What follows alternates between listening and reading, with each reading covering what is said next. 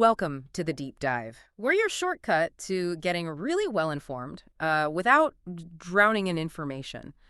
The pace of AI innovation is just, well, it's dizzying, isn't it? Feels like every day there's some new headline that could change everything. So today, we're doing something a bit different.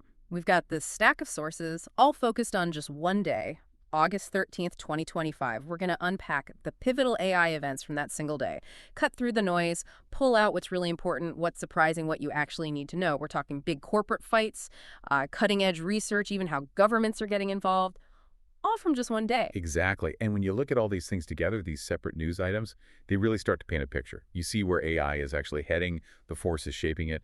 So this isn't just about what happened on the 13th. It's about helping you understand the why it matters behind these developments for all of us. Okay, let's jump right in. The biggest headline grabber from that day, no question, Perplexity. Their unsolicited bid for Google Chrome, $34.5 billion. I mean, just wow. Talk about a bold move. Right. Absolutely massive. And this is happening while Google's deep in that antitrust fight. Remember, the judge is deciding soon if Google has to sell parts off after that ruling last year about monopolizing search. Yeah, the timing is definitely interesting. And the details are wild. The bid is almost double Perplexity's own valuation, which is around $18 billion. But they're saying venture investors are totally committed, ready to fund the whole thing. Which is quite a claim. And think about Chrome's reach. Over 60% of the browser market globally, that's what, 3.5 billion users?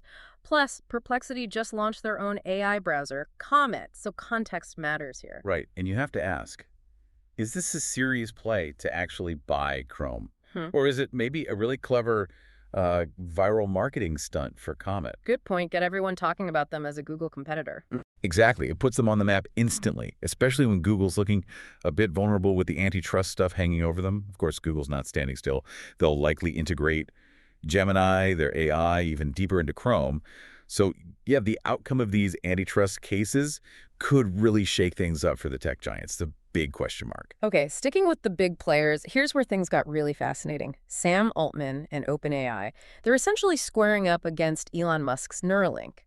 In the brain-computer interface field, BCIs. Ah, yes, the BCI angle. So reports on the 13th said OpenAI was in talks to back a startup called Merge Labs. They're raising funds at an $850 million valuation. And Sam Altman, he's listed as a co-founder. But not operational. Right, not running it day to day. But it's significant. This would be OpenAI's venture arm making its first big move into BCIs.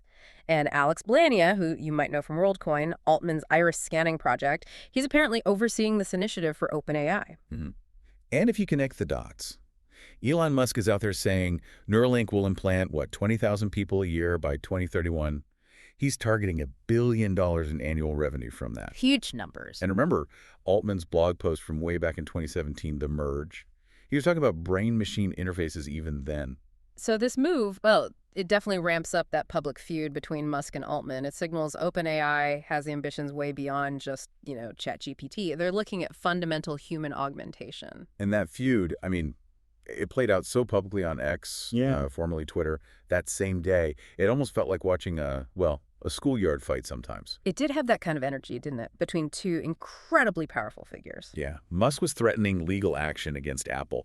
He claimed they were pushing OpenAI stuff in the App Store, suppressing rivals like his own xAI's Grok. Which is a pretty strong accusation. He actually posted something like, it's impossible for any company besides OAI to reach #1 in the App Store. And people online jumped on that pretty fast, right? Oh, yeah. Pointing out examples like DeepSeek and, hey, Perplexity again. Then Altman just replies to Musk's post views with skill issue, or maybe it was bots, just poking him. Wow. And the kicker, even Grok, Musk's own AI, got tagged in the conversation and basically sided with Altman.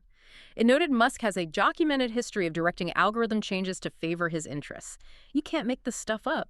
It's really something. Yeah. I mean, the takeaway here is how personal this rivalry has become. These guys used to collaborate. Yeah. And when you have this level of public sparring between key leaders in AI, you have to wonder what it means for the direction of the field. Does it affect openness, collaboration, the availability of these powerful technologies? It potentially could. That's a really good point. That public drama definitely shows the personal stakes. But while that fight was out in the open, other things were happening more quietly, geopolitically. Like the U.S. government apparently secretly putting trackers in AI chips headed towards China. The hardware angle. Yeah. Yeah, the method sounds pretty cloak and dagger.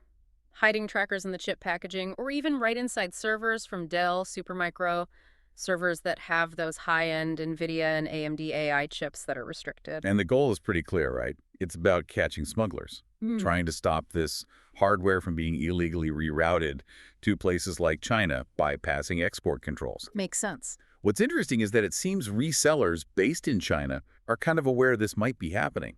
There was a report of one warning another to look for it carefully. Oh. So yeah, these covert tactics definitely add another layer to the whole tech Cold War. It's like tech espionage meeting supply chain security. Meanwhile, AI is also pushing hard into government itself. This was another big story from the 13th. OpenAI and Anthropic basically offered their chatbots to U.S. federal agencies for, get this, $1 per agency Hmm? for a whole year. $1. That's Yeah. quite the introductory offer. Right? Like a loss leader, but on a massive scale. And there's competition here, too. Anthropic's deal, using their Claude model, covers all three branches of the U.S. government. OpenAI's offer for ChatGPT Enterprise. That was just for the executive branch. Mhm. And this fits into a bigger picture. Remember back in July, the Department of Defense gave out big contracts, up to $200 million each to Anthropic, Google, OpenAI, and Musk's xAI. Right, I remember that. So now Google's reportedly talking about similar $1 deals for Gemini. Yeah. xAI launched Grok for government. Pretty clearly a land grab strategy. Offer it almost free now, get agencies hooked, create dependency, Yeah. and then convert them to very lucrative long-term contracts later. Smart business, I guess. It is. And it's more than just future revenue. It gives these companies direct feedback from really demanding high-stakes government users.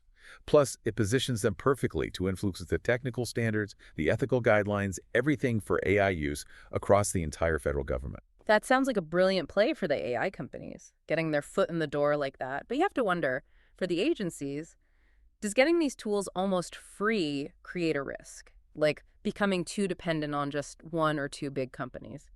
Or maybe giving those companies too much influence over future policy? That's the crucial question, absolutely. The immediate access is obviously tempting and probably very useful, but the long-term implications, vendor lock-in, potential undue influence on policy, that's definitely something we need to watch closely. It could end up concentrating a lot of power and specialized knowledge within a few private companies rather than, say, building up diverse options or strong internal government AI skills. Yeah, definitely something to keep an eye on. Okay, let's shift gears a bit. Talk about the AI models themselves and how they're evolving. Also, on August 13th, OpenAI actually switched back. They made GPT-4o the default again for paid ChatGPT users.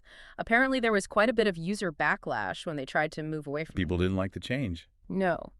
And they also rolled out new settings for GPT-5. Auto, fast, and thinking. These let users bypass the usual model router. Sam Altman even admitted the rollout had been a bit rough and promised users more ways to customize the AI's personality. Which is interesting in itself. And here's a key detail, that GPT-5 thinking mode. It has a 196,000 token context window. Wow, 196K, that's massive. Huge, right? For anyone not tracking context windows, it basically means the AI can hold vastly more information in its memory during a conversation. So it can understand really long documents or complex ongoing discussions much, much better than older models. What's really fascinating about this whole episode, though, is seeing how direct user feedback forced to change at a company as big as OpenAI so quickly, too. It really tells you something about how user expectations are now seriously driving how these AI interfaces mature and evolve. They're listening, or they have to listen. Yeah, the users have spoken. Okay, another big shift announced that day came from Character.ai. They made a major strategic pivot. They're abandoning the quest for artificial general intelligence, AGI. Really, giving up on AGI. Yep. Focusing entirely on AI entertainment instead. The new CEO, Karandeep Anand, is putting all the emphasis on storytelling, role-playing, and crucially, content moderation. They have about 20 million monthly users, so it's a significant user base. That is significant. And what does abandoning AGI mean technically for them? It means they've stopped developing their own big foundational models. They're switching to using open source ones like Meta's Llama models. Interesting. Outsourcing the core tech. Exactly. And this comes after Google licensed Character.ai's tech last August for something like $2.7 billion. So there's that context. Also important, they've invested a lot in child safety, apparently creating separate models for users under 18. This follows a wrongful death lawsuit involving the platform. The safety angle is critical there, especially with role-playing AI. Definitely. And look at their user numbers. They're pretty staggering. 20 million monthly actives, okay? Average time spent, 75 minutes daily. 75 minutes, that's huge engagement, like video game levels. Exactly. Anand actually compares it to games like Stardew Valley. He stresses it's about roleplay, not really AI companionship. Users create that are 9 million characters every month. And the demographics. 55% female, over half are Gen Z or Gen Alpha. Wow. Financially. They're doing over $30 million in annual revenue run rate, aiming for $50 million by the end of the year, and subscriber growth is up 250%. So what here? This pivot really shines a light on a hard reality for AI companies. You need a viable business model. AGI is a long, expensive road. Character.ai found a path in entertainment, and it seems to be working very well. It also helps clarify that line between AI for companionship versus AI for pure entertainment. That distinction matters, especially with such high engagement and the need for robust safety, particularly for younger users. And it taps into a broader trend, too. These AI companion-type apps, even if Character AI positions itself differently, they're projected to bring in $120 million in 2025. So there's clearly demand there for conversational AI. The market's definitely growing. Okay, shifting from software to the really deep tech. August 13th also had news on the quantum computing front. Both IBM and Google made claims suggesting powerful quantum computers are, quote, almost here. The quantum race. Yeah. Almost here, right? But maybe getting closer. Maybe. IBM published a blueprint. They think they can deliver a full-scale, fault-tolerant device by 2030. Their key seems to be using something called low-density parity check codes for error correction. Okay, technical term, but what's the significance? It apparently means they need 90% fewer physical qubits, the basic building blocks of quantum computers compared to Google's main approach, which uses surface codes. Fewer qubits needed makes it potentially easier to build. That is a big difference. Error correction is the huge hurdle in quantum, so needing fewer qubits to achieve it would be a major advantage. Exactly. Google, meanwhile, also showed off its own progress on error correction that day. So it's definitely a high-stakes race. Everyone's trying to crack that error correction problem. IBM's approach sounds promising if it pans out. And you see the investment pouring in. IonQ raised $1 billion, aiming for 2 million physical qubits by 2030. Nvidia's CEO talking about quantum has sent related stocks soaring. The momentum it's building, even if the timeline is still debated. We also saw a couple of interesting new AI model releases pop up on the 13th. Zhipu AI out of China, open source GLM 4.5 EV, it's a big one, 106 billion parameters, multimodal, so it understands images and text. Open source keeping pace. Yeah, and performing at state-of-the-art levels on tons of benchmarks, 41 of them. It shows how fast open source is advancing. And Nvidia released FLUX.1 Kontext. This one's for image editing, designed to run well on local PCs with their RTX GPUs.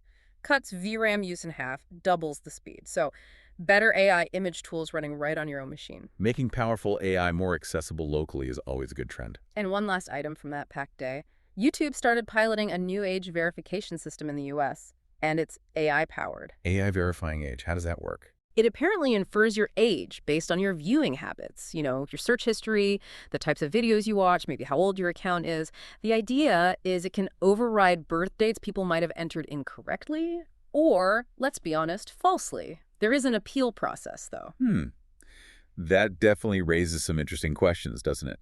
Using AI to infer personal data like age based on behavior, it highlights that constant tension, platform control versus user privacy, and the power of AI to make these kinds of judgments about us based on our digital footprints. Wow. Okay, just recapping that single day, August 13th, 2025. The sheer amount of activity is incredible. You've got massive corporate bids, really personal rivalries between tech titans, quantum computing breakthroughs, major pivots in AI applications, new government strategies, even secret chip trackers. It's a whirlwind. And each of these stories, like we said at the start, it's a piece of this much larger mosaic that's unfolding incredibly fast. Understanding these details, even from just one day, really helps you connect those dots. You start to see the bigger patterns, maybe anticipate what might come next. So as we wrap up this deep dive, here's something to think about.